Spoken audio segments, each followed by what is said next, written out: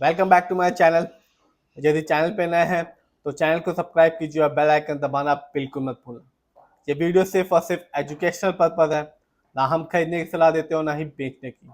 आज हम बात करेंगे आज के दिन यानी कि 27 जून 2025 के टॉप गिने स्टॉक के बारे में। इस कंपनी का नाम है कीमिया बायोसाइंस। बात की जाए इस कंपनी के बारे में तो ये कंपनी बनी 1993 में और कंपनी बिजनेस में है फार्मास्यूटिकल्स प्रोडक्ट्स को। और आज के दिन इस कंपनी ने कमाल किया, अपने शेयर होल्डर्स को 20% का रिटर्न निकाल के दिया। बात की जाए एक महीने की यानी कि 30 दिनों में इस कंपनी ने अपने शेयर होल्डर्स को निराश नहीं किया, 37% का रिटर्न निकाल के दिया, जबकि शेयर प्राइस सिर्फ और सिर्फ 61 रुपए 20 पैसे है आज के दिन। बात की जाए एक साल की यानी कि 2024 की, मार्केट डाउन था, फिर भी इस कंपनी ने अपने शेयर होल्डर्स का भरोसा जीता और 17% का रिटर्न निकाल के दिया।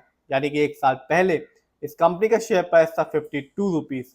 बात की जाए और देखा जाए लॉन्ग टर्म को यानी कि 5 साल को, तो इस कंपनी ने यानी कि कीमिया बायोसाइंस से अपने शेयर होल्डर्स को 5 साल में 90% का रिटर्न निकाल के दिया। यानी कि 5 साल पहले इस कंपनी का शेयर प्राइस था 27 रुपए, यदि आज आप खरीदने जाएंगे तो वो मिलेगा आपको 61 रुपए 20 पैसे का। तो ये कंपनी ने अपने शेयर होल्डर्स को बताया कि कंपनी लॉन्ग टर्म में भी एक अच्छा खासा रिटर्न देना जानती है। जानते हैं इस कंपनी के ओवरऑल रिटर्न को, तो अभी तक ये कंपनी अपने शेयर होल्डर्स को मालामाल कर चुकी है। 920% का एक अच्छा खासा रिटर्न निकाल के दिया इस कंपनी ने अभी तक। बात की जाए इस कंपनी के परफॉर्मेंस की, यदि हम हाई देखें तो एक साल में इस कंपनी का शेयर प्राइस हाई गया 61 रुपए, जबकि एक साल में इस कंपनी का लो शेयर प्राइस रहा 35 रुपीज। बात की जाए इस कंपनी के फंडामेंटल्स की तो मार्केट कैप 241 करोड़ है। स्मॉल कैप की कंपनी है और स्मॉल कैप का मार्केट कैप होता है 0 से लेके 500 करोड़ के बीच में, जबकि मिड कैप की कंपनी का मार्केट कैप होता है 500 करोड़ से 7000 करोड़ के बीच में, जबकि लार्ज कैप की कंपनी का मार्केट कैप होता है 7000 करोड़ से 20,000 करोड़ के बीच में। स्मॉल कैप की कंपनी है, ये बताता है कि कंपनी अभी नई है, बिजनेस में आ रही है, अपने बिजनेस को एक्सपेंड कर रही है और रिटर्न पाने की संभावना अच्छी खासी बन सकती है। बात की जाए इस कंपनी के पीबी रेशियो की तो कंपनी का पीबी रेशियो है 24.22। शेयर मार्केट में एक अच्छा पीबी रेशियो कहलाता है 1 या तो बिलो 3। पीबी रेशियो एक फाइनेंशियल मैट्रिक होता है जो एक कंपेयर करता है कंपनी की मार्केट वैल्यू को उसकी बुक वैल्यू से।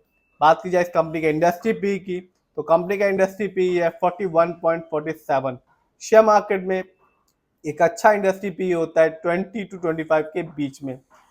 इंडस्ट्री पी से ये पता चलता है कि जो कंपनी का स्टॉक है वो मार्केट में एक्सपेंसिव है या चीप। इससे ये भी पता चलता है कि जो कंपनी का स्टॉक है वो अंडर वैल्यूड है या ओवर वैल्यूड है। हाई पीबी रेशियो ये बताता है कि ग्रोथ एक्सपेक्टेशन और प्रॉफिटेबिलिटी, जबकि एक लो पीबी रेशियो ही अच्छा कहलाता है फॉर बिजनेस और शेयर होल्डर्स के लिए।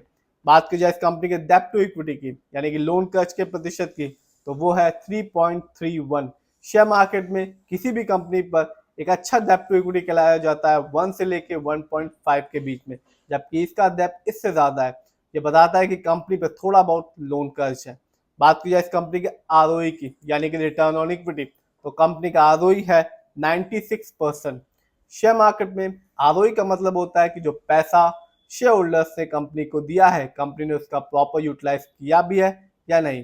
जैसा कि इस कंपनी का आरओई है 96%, एक अच्छा खासा आरओई है और शेयर मार्केट में एक अच्छा आरओई कहलाता है 15 से 20% के बीच में।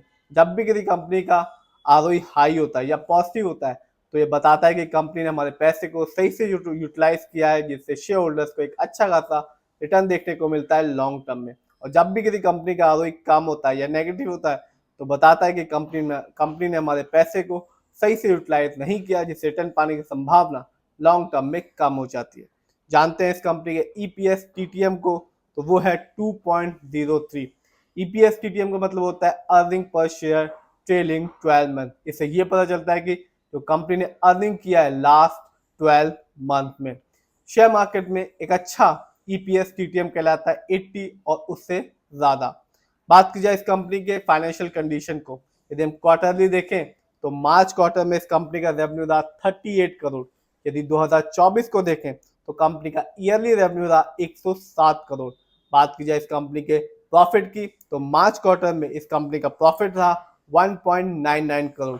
जबकि ईयरली बात करें तो 2024 में इस कंपनी को लॉस उठाना पड़ा -5 करोड़ का। बात की जाए इस कंपनी के नेटवर्थ की तो 2024 में इस कंपनी का नेटवर्थ रहा 0.33 करोड़। जानते हैं इस कंपनी के शेयर होल्डिंग पैटर्न को, तो प्रमोटर यानी कि इस कंपनी के ओनर्स का पैसा अपनी ही कंपनी में सबसे ज्यादा लगा हुआ है, जिसका परसेंटेज है 75%। जबकि दूसरे नंबर पर आता है रिटेल एंड अदर, यानी कि हम लोग का पैसा इस कंपनी में लगा हुआ है 25% का। तो ये कंपनी ना केवल शॉर्ट टर्म में बल्कि लॉन्ग टर्म में भी अपने शेयर होल्डर्स को एक अच्छा खासा रिटर्न निकाल के दे रही है। लेकिन ये कंपनी स्मॉल कैप की कंपनी है, अभी ही मार्केट में आई है, अपने बिजनेस को एक्सपेंड कर रही है। फिर भी सोच समझ के अपने पैसे को लगाइए, जिस भी कंपनी के शेयर में लगाइए, चाहे वो मिड कैप हो, लार्ज कैप हो या स्मॉल कैप हो। ये वीडियो सिर्फ और सिर्फ एजुकेशनल पर्पज था, ना हम खरीदने की सलाह देते हो ना ही बेचने की।